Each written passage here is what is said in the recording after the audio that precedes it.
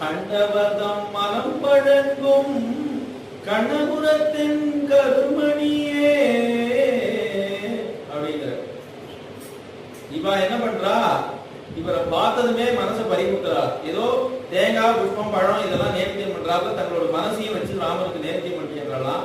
ஆனா ஆத்துக்கு போய் கேட்டா நாங்க மனசை பறிமுத்துறோம் அப்படின்னு சொல்ல வெக்கமா இருக்கான் இவளுக்கு. அதனால ராமர் தான் எங்க மனசை திருடிட்டார் அப்படின்னு சொல்லிட்டாங்க. இதுல ரூபம், ஔதாரியம், குணம் மூணு இருக்கு. ஔதாரியம் அப்படின்னா எல்லாருக்கும் வாரி வாரி வழங்குறது.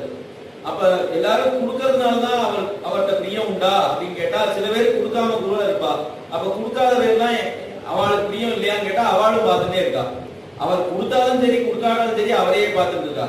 இல்ல நீ இங்க இருந்து போ அப்படின்னு திட்டினாலும் அங்கேயே தான் போக மாட்டேங்கிறா.